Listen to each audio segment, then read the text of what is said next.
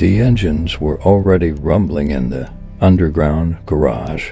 3 black SUVs, 10 armed men, and the most feared mafia boss in the city stepping toward his car. Everything was routine, a quiet morning, a simple departure until a little girl, no older than 7, came sprinting down the ramp, barefoot, breathless, eyes wide with terror. She threw herself in front of the boss's SUV and screamed, "Wait, Dante, start your cars." The guards froze. Guns were raised.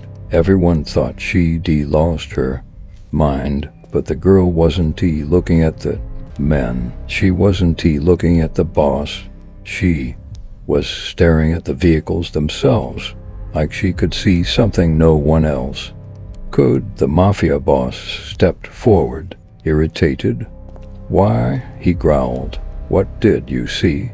The girl didn't blink. Instead, she slowly pointed to the bottom of the SUV, her hand trembling as she whispered, "There's something under it." And it is ticking. Suddenly, the entire garage fell silent. One guard, crouched down, checked with a flashlight, and his blood ran cold. What they found next didn't just shock the mafia boss. It changed the entire direction of the war he didn't know he was already in. Stay with me until the end, because what they discovered under those cars uncovered a truth that shook the entire criminal underworld. Before we begin, don't forget to like this video, hit subscribe, and comment where you re-watching from. Now, let us get started. Vincent Torino had ruled the Eastern District for 23 years. His name was whispered in back alleys, spoken with reverence in boardrooms, and never mentioned above ground without consequence. At 58, he carried himself with the quiet authority of a man who had never needed to raise his voice to be heard. His gray hair was perfectly styled, his suit tailored to perfection, and his eyes held the cold calculation of someone who had built an empire on fear and respect. This particular Tuesday morning had started like every other. Coffee at 6:15, security briefing at 7, departure at 8:30 sharp for a meeting with the city council members who had been very cooperative with his construction projects. Vincent's routine was sacred. Predictable patterns kept him alive in a world where unpredictability usually meant death. The underground garage beneath his penthouse was a fortress, reinforced concrete walls, motion sensors, armed guards stationed at every entrance, 3 escape routes to elevators that required fingerprint access. This wasn't just barking. It was a war room designed for survival. Tommy Marchetti, Vincent's head of security, had already completed the morning sweep. Every vehicle checked, every corner examined, every shadow investigated.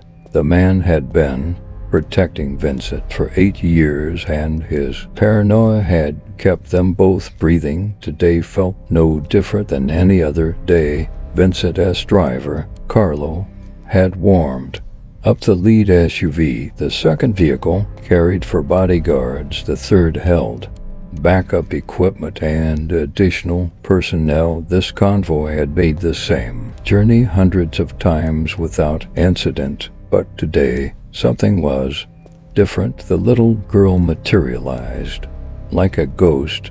One moment the garage was empty except for Vincent's crew.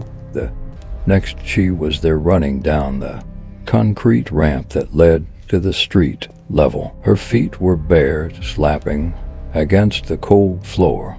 Her dress was torn and dirty.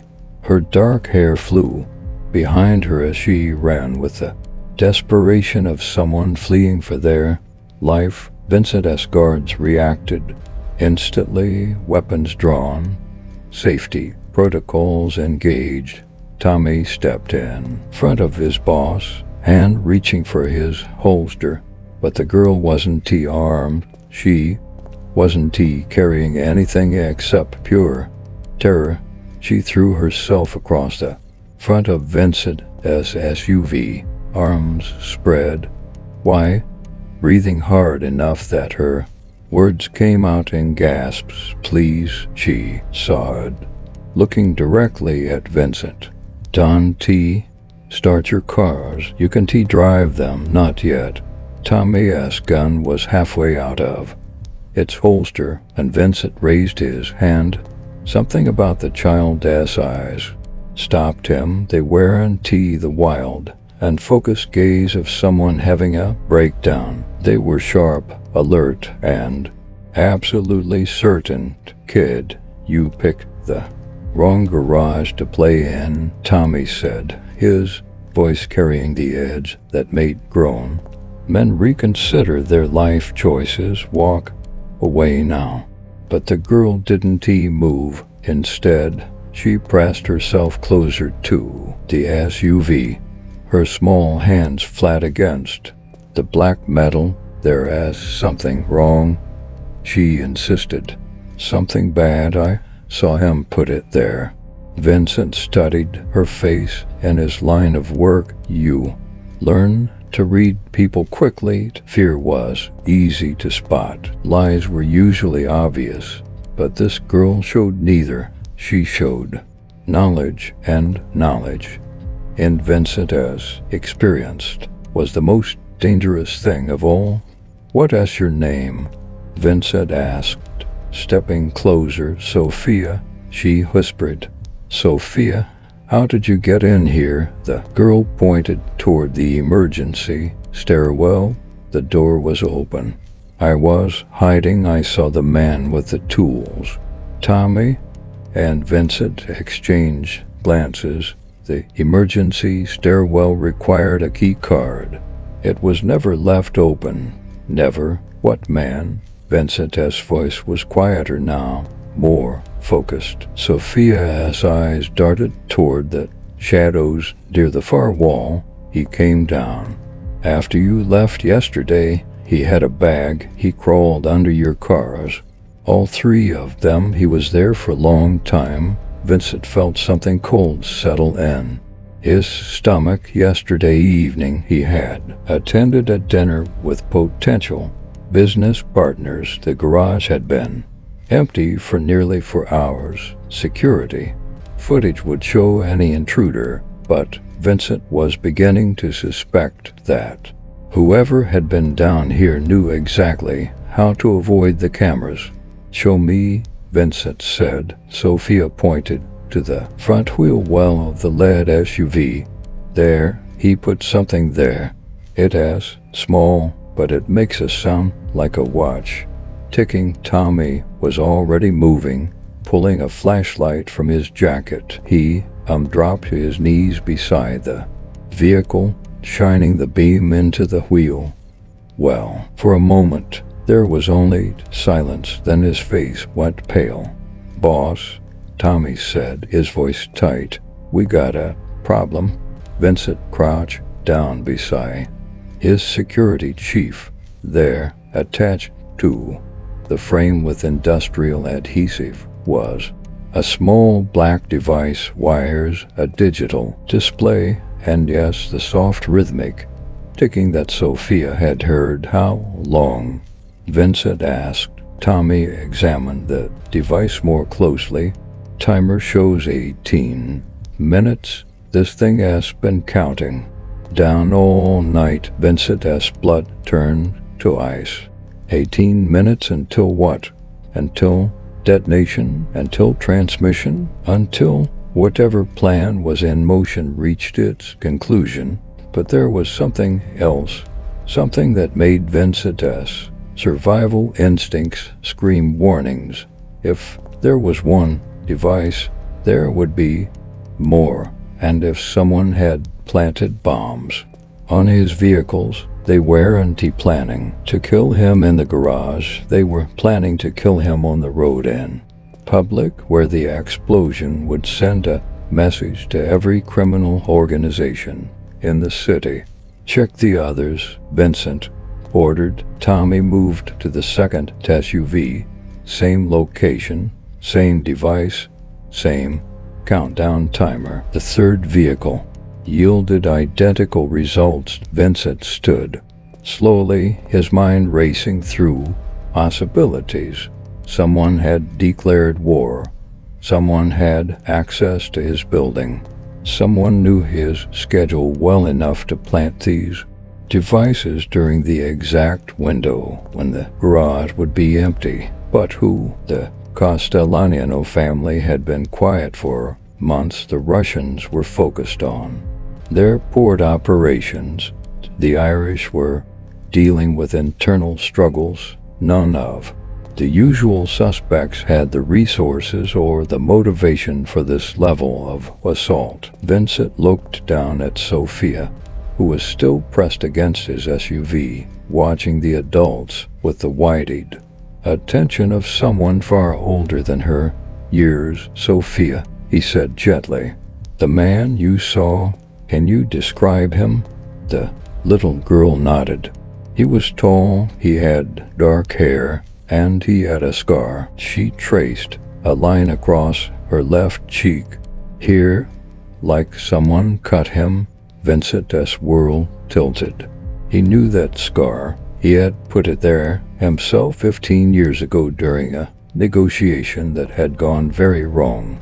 The man who carried that mark had sworn vengeance before disappearing into witness protection. Marco Santini, Vincent's former lieutenant, his most trusted advisor, and the one man who knew every detail of Vincent's security. Protocols, the betrayal cut deeper than any bullet Vincent had ever taken. Marco Santini, the man he had trusted with his life, his family, his empire. The man who had sat at Vincent's dinner table, who had been godfather to Vincent's nephew, who had sworn blood, loyalty in the old traditions 15 years ago. Marco had tried to sell Vincent out to the FBI. The scar was a reminder of Vincent's mercy. He could have killed Marco that night, should have killed him. Instead, he had marked him and let him disappear into the federal witness protection program. Now Marco was back, and he was playing for keeps. Vincent's mind raced through the implications. If Marco knew about the garage, he knew about the penthouse security. If he knew the vehicle routines, he knew the meeting schedules. And if he was bold enough to plant bombs, he was planning something much bigger than simple assassination. Tommy, get forensics down here.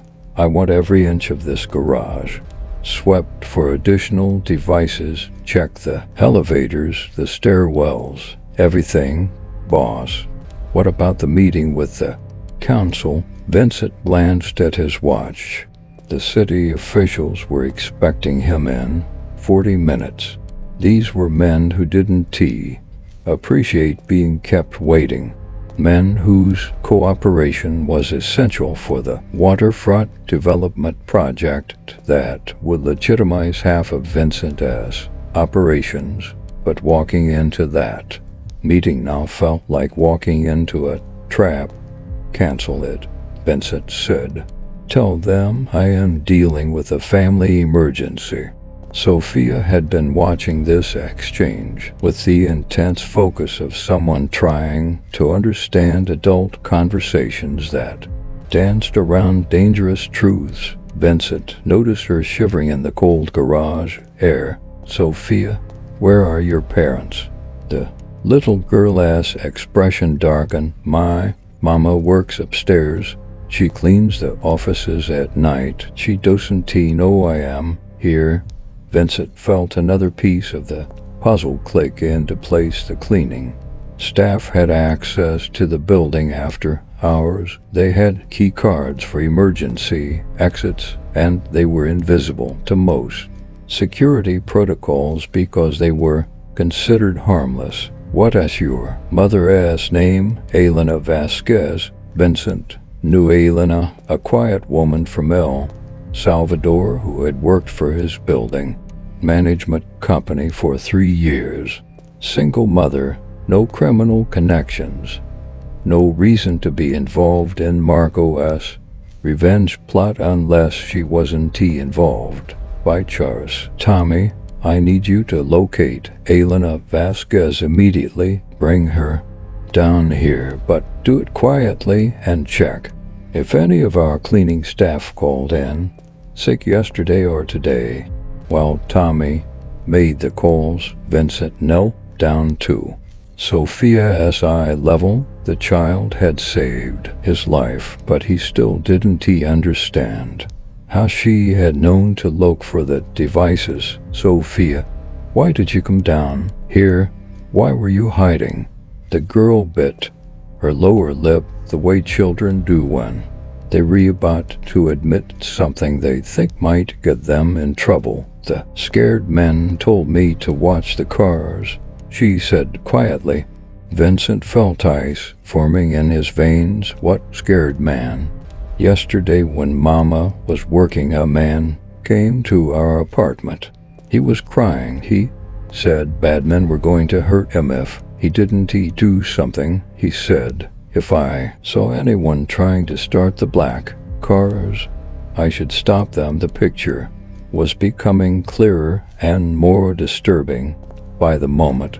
Marco hadn't just planted bombs.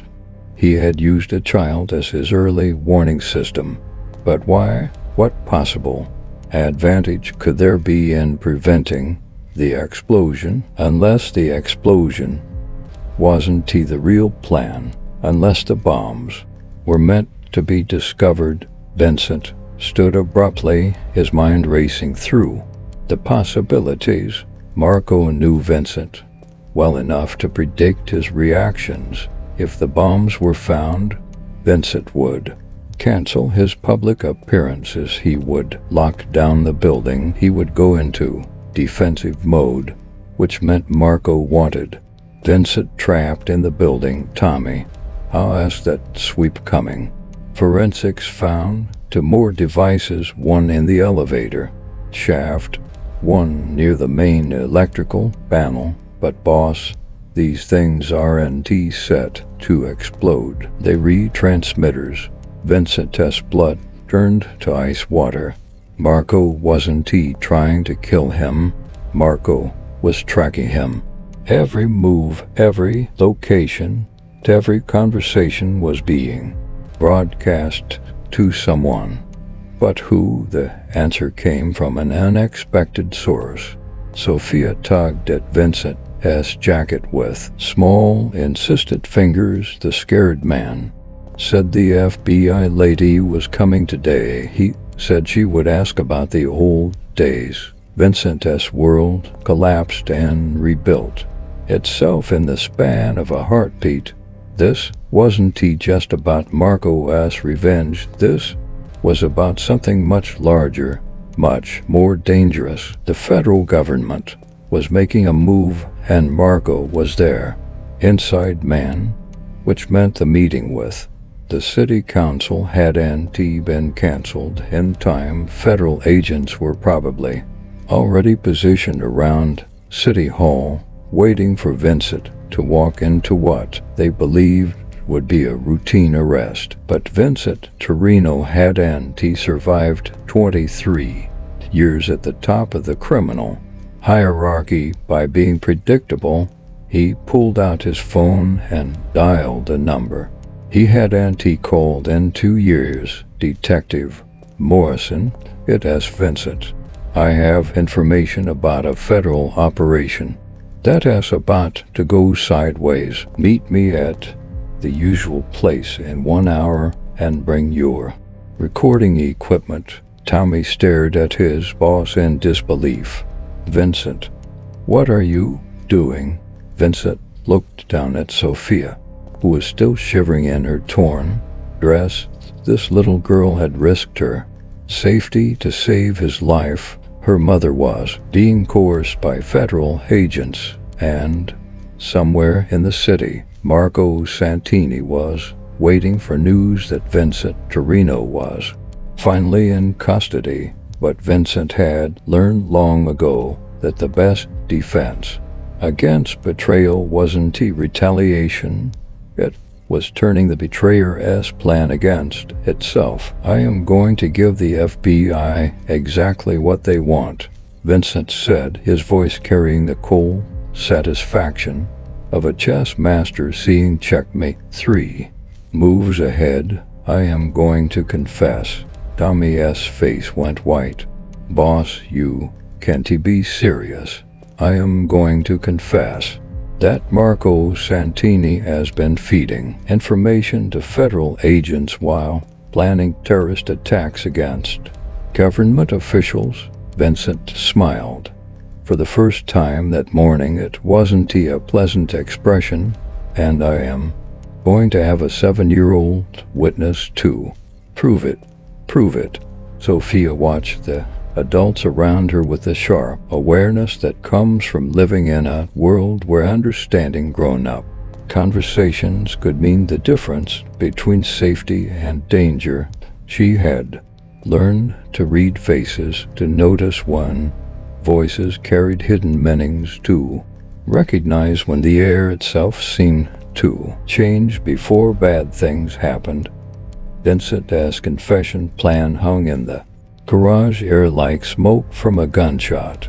Tommy was shaking his head, his loyalty wearing with his survival instincts. The forensics team continued their methodical sweep, finding more transmitters with each passing minute. But Sophia wasn't paying attention to any of that.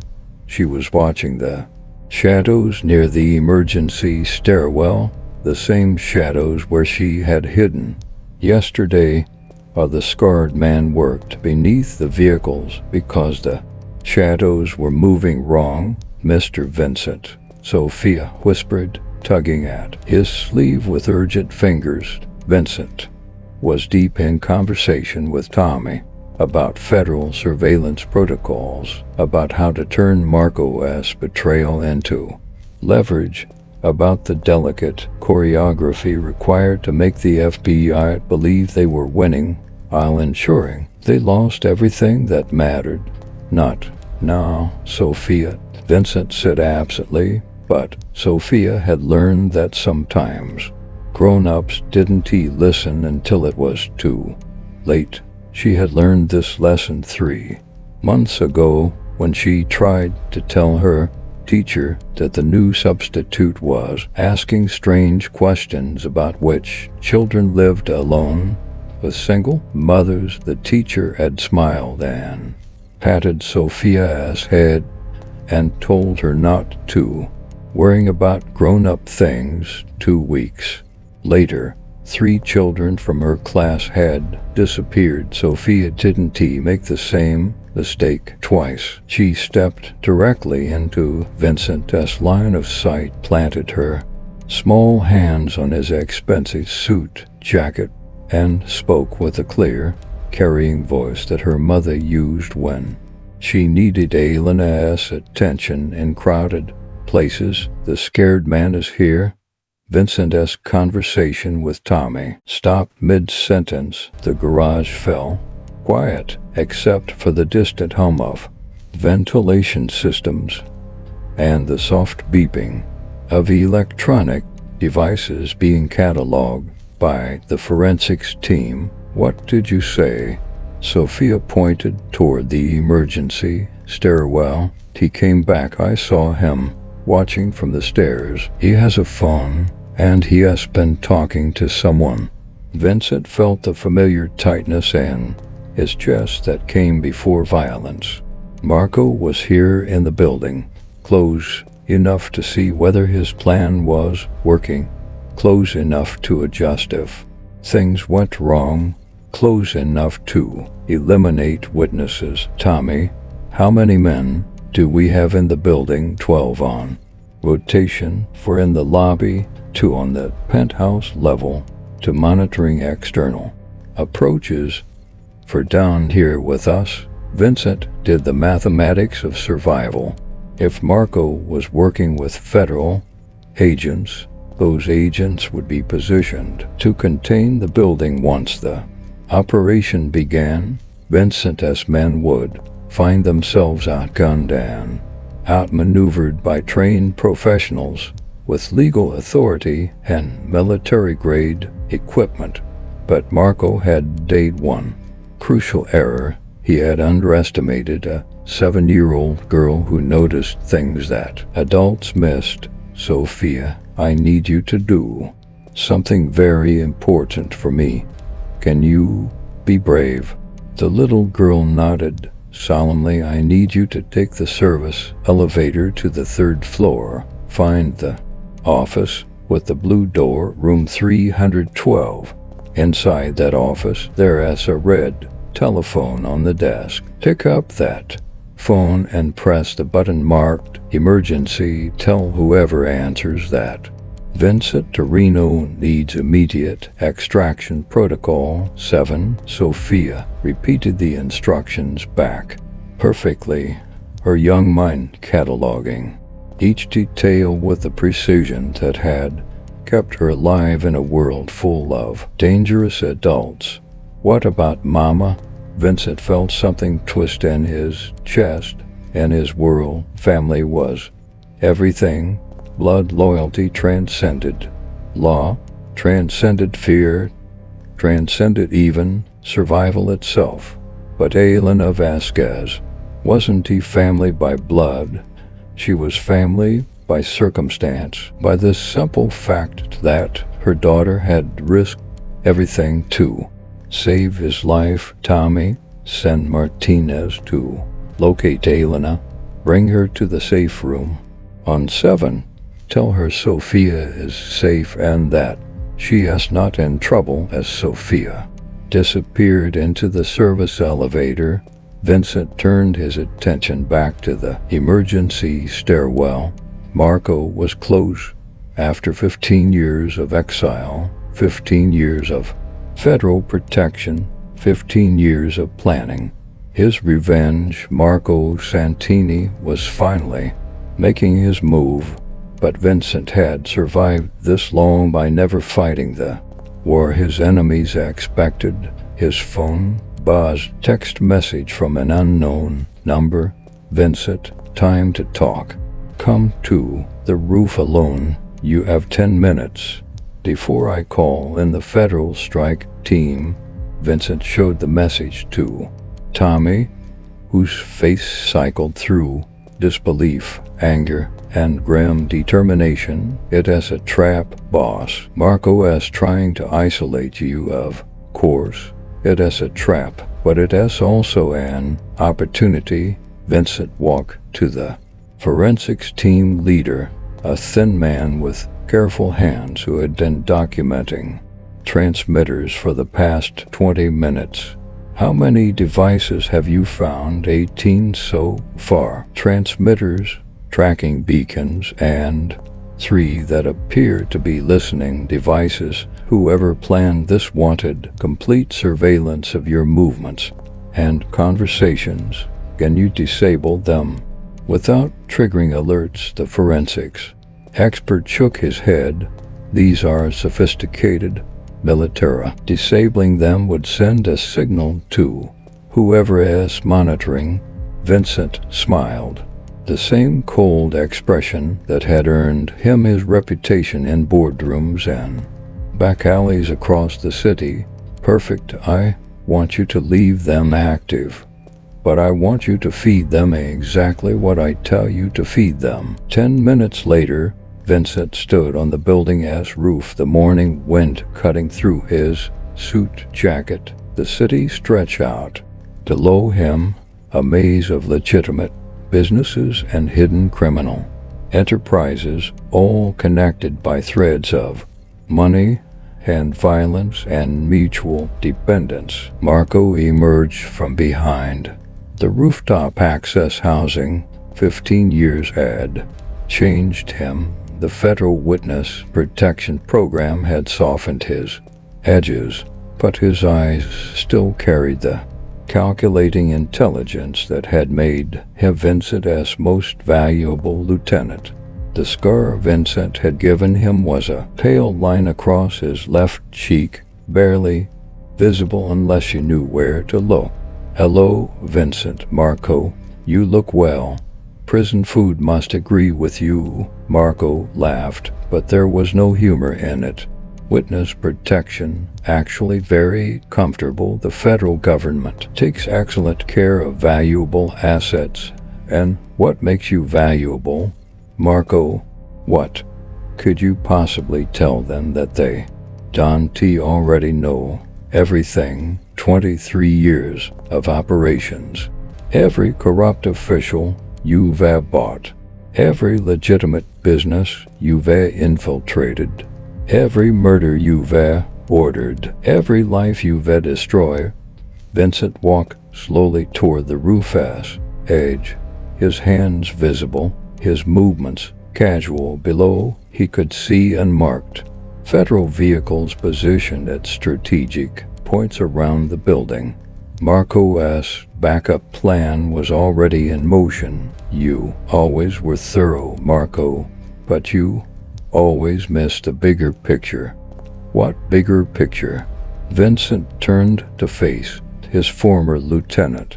You think this is about justice. You think you're the hero in this story, bringing down the evil crime boss, but you just another piece on the board, and you don't even know what game we're really playing.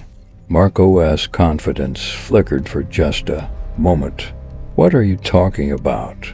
The waterfront development project, the city council meetings, the legitimate businesses I've been building for the past 5 years. You think I am trying to go legitimate? Vincent pulled out his phone and pressed a button. Immediately, speakers hidden around the rooftop crackled to life, broadcasting the conversation to every transmitter Marco had planted in the building. I've been building the perfect trap.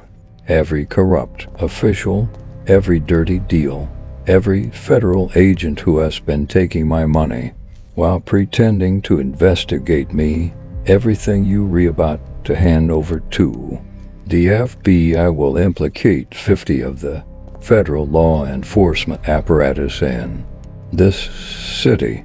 Marco's face went white as he began to understand. The bombs weren't meant to kill me, Marco. They were meant to make me look like a victim. The transmitters weren't meant to spy on me.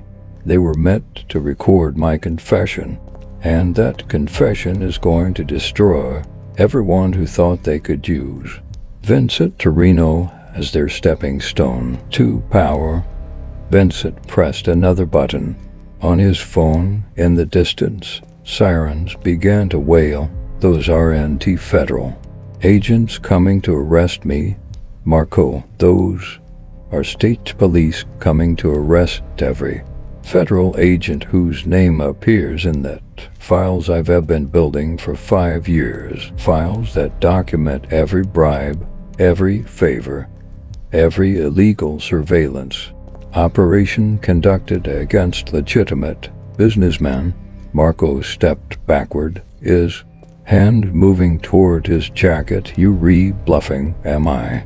Sofia Vasquez, 7 years old, has been recording our entire conversation on equipment you didn't know existed. Your threat to eliminate witnesses just became evidence of attempted murder of a child. Marco's hand froze. In the distance, the sirens were getting closer. Here's what's going to happen. Marco, you're going to walk down those stairs. You're going to surrender yourself to Detective Morrison, who has been working with me for 2 years to build a case against federal corruption.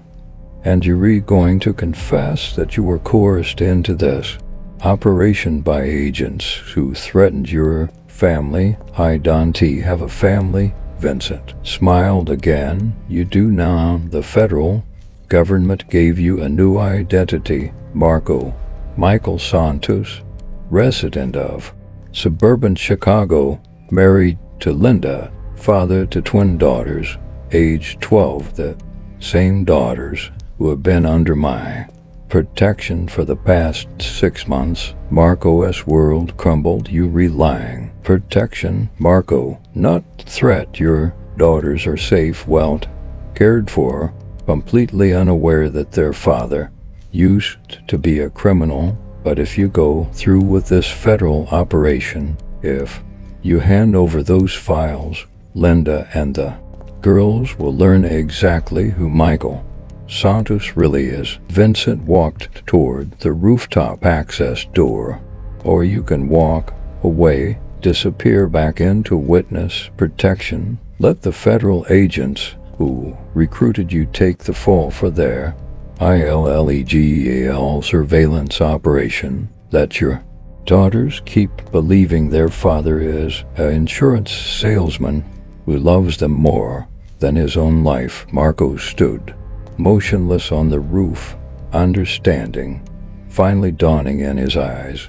He had been running an operation against Vincent Torino. He had been a pawn in Vincent's operation against the federal corruption network that had been parasitically feeding off legitimate criminal enterprises for decades. Why? Marco asked quietly. Vincent paused at the door. Because 23 years ago you saved my life during the Castellano War. Because blood loyalty runs deeper than betrayal. And because a 7-year-old girl reminded me that some things matter more than revenge. As Vincent disappeared into the building, Marco stood alone on the rooftop, listening to sirens and understanding that some games have no winners, only survivors. Down in the building's main lobby, Detective Morrison adjusted his earpiece and checked his watch. Vincent's call had come exactly when expected. After 2 years of carefully orchestrated cooperation, Morrison understood the delicate balance required to bring down a federal corruption network without destroying legitimate law enforcement. In the process, the detectives team consisted of state investigators who had been tracking illegal surveillance operations for months. They had documented evidence of federal agents accepting bribes, falsifying reports, and conducting unauthorized surveillance against citizens whose only crime was success in industries the government couldn't fully control. Morrison's radio crackled. All units in position. Federal vehicles have surrounded the building, but they don't have jurisdiction for this operation. Through the lobby windows, Morrison could see the confusion spreading among the federal agents they had expected to arrest Vincent Torino. Instead, they were about to become subjects of investigation themselves. Sophia reached the 3rd floor and found room 312. The blue door was exactly where Vincent had said it would be. Inside, the red telephone sat on an otherwise empty desk. She pressed the emergency button and waited. Emergency Protocol 7 activated. Came a calm female voice. Please identify yourself. My name is Sofia Vasquez. Vincent Torino said to call you. That scared man is here and there are federal people outside. Understood. Sophia, stay in that room. Help is coming. The phone line remained open, but Sophia could hear activity in the background, voices coordinating movement, equipment being activated. vehicles being dispatched. Vincent's emergency protocol was more extensive than anyone had imagined. Meanwhile, Helena Vasquez was cleaning an office on the 15th floor when Martinez found her. The security guard's approach was gentle but urgent. "Mrs. Vasquez, I need you to come with me. Your daughter is safe." But there's a situation in the building. Helena's English was limited, but she understood danger. She had fled El Salvador precisely to escape situations where men with guns appeared unexpectedly in her workplace. "Sophia, where is Sophia?" "She is safe. Mr. Torino is making sure of that, but we need to move you to a secure location." As they walked toward the service elevator, Helena tried to process what was happening. She knew Vincent Torino's reputation. Everyone who worked in the building knew, but she also knew he had never been anything but respectful to the cleaning staff, never failed to pay them properly, never created the atmosphere of fear that characterized other employers in her experience. Back on the roof, Marco stood motionless, understanding that his carefully planned revenge had become his own destruction. The federal agents below were about to learn that their operation had been compromised from the beginning. The evidence they expected to collect would instead incriminate them. His phone buzzed. A message from Agent Sarah Chen, his federal handler. "Status report. Are you in position?" Marco stared at the message, knowing that any response would be recorded by Vincent's equipment. Every word he had spoken, every plan he had made, every threat he had issued was now evidence against the federal operation he had been recruited to lead. He typed back, "Operation compromised. Recommend immediate withdrawal." The response came quickly, negative. "Proceed as planned. We have full operational authority." Marco realized that Agent Jen didn't understand the situation. She believed this was still a standard organized crime takedown. She had no idea that Vincent had been building a case against federal corruption for years, using Marco's operation as the final piece of evidence. Down in the garage, Vincent reviewed the forensics report on his phone. 18 surveillance devices, all connected to federal monitoring equipment, all recording conversations that would now be entered as evidence in a state corruption investigation. Tommy approached with an update. "Boss, Detective Morrison's team is ready to move. They've identified 12 federal agents involved in unauthorized surveillance. Warrants are being issued." Vincent nodded. "What about the city council?" "Meeting postponed indefinitely." Turns out 3 of the council members were also under federal surveillance. They were cooperating with the state investigation. The irony was perfect. The federal government's attempt to infiltrate Vincent's organization had exposed their own illegal activities. The surveillance equipment meant to gather evidence against him was instead providing evidence against them. Vincent's phone rang. "Detective Morrison." "Vincent, we're ready to execute. Are you clear of the building?" "Negative. I am staying. This needs to be done properly." Vincent walked back down to the garage where it had all started. Sophia was waiting by the service elevator, her small hand holding Helena's tightly. The reunion between mother and daughter was quiet, filled with the kind of relief that comes after surviving something you never saw coming. "Thank you, Elena whispered to Vincent in accented English. "Thank you for protecting her." Vincent knelt down to Sophia SI level one final time. "You saved more than my life today, Sophia. You saved a lot of people from a very bad situation." The little girl nodded. "Seriously, will the scared man be okay?" Now Vincent glanced toward the stairwell where Marco had surrendered himself to Detective Morrison 20 minutes earlier.